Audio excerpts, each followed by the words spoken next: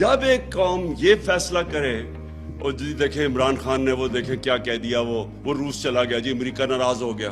اچھا جی اس نے نریندر مودی کو کہہ دیا کہ وہ ہٹلر سے انسپائرڈ ہے، دیکھیں انڈیا کو ناراض کر دیا. وہ کشمیریوں کے لیے کھڑا ہو گیا، دیکھیں جی وہ کیا کر دیا. یہ کیا کہتے پھر رہے ہیں، وہ جی ہمیں آئسولیٹ کر دیا.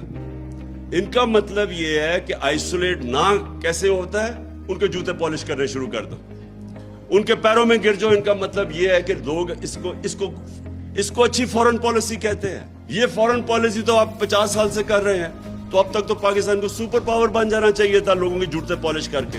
کبھی سنا ہے کسی قوم نے جا کے اپنے کسی اور کی جنگ میں 80,000 اپنے لوگ قربان کر دیے؟ کوئی دنیا میں اس کی مثال ہے؟ یہ ان کے 3,000 سے کم لوگ مرتے ہیں، آپ کے 80,000 لوگ مر جاتے ہیں. اور کوئی شکریہ تک نہیں کرتا، بلکہ ہمیں ذمہ دار ٹھہرا دیتا ہے کہ جو افغانستان میں ان کا فیلئر ہوا.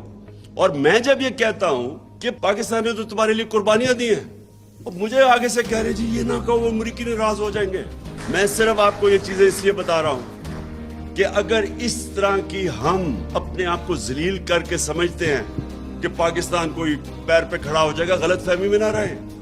ہم نے ایمل کانسی کو پکڑا دیا، اس کے وکیل نے جا کے وہاں عدالت میں کہا جی پاکستانی اپنی والدہ بھی بیچ دے پیسے کے پیچھے، ڈالروں کے پیچھے. تو ہماری وجہ سے ہم نے ذلت کمائی، ہم نے اپنے آپ کو ذلیل کیا.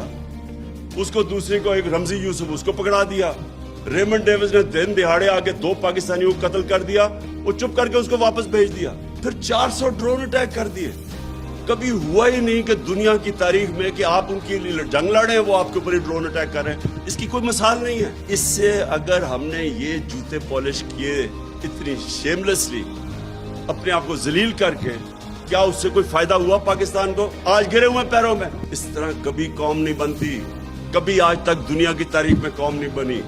میں بار بار مدینہ کی ریاست کی اس لیے مثال دیتا ہوں، وہ پہلے دن مدینہ کی ریاست ہی بن گئی تھی. انہوں نے جدوجہد کی تھی، انہوں نے مل کے کمیونٹی نے 2 جنگوں کے اندر، جنگ احد اور خندق کے اندر، تو امہ کو خطرہ تھا کہ وہ بچیں گے بھی یا نہیں. فاقے کیے انہوں نے جب انہوں نے سیج کی ہوئی تھی مدینہ کی. نبی صلی اللہ علیہ وسلم نے 2 پتھر پیٹ پہ باندھ کے کام کر رہے تھے، وہاں قربانیاں دے رہے تھے. قومیں قربانیاں دے کے بنتی ہے. بھکاریوں کی طرح بھیک مانگ کے جوتے پالش کر کے کوئی قوم نہیں بنی آج تک.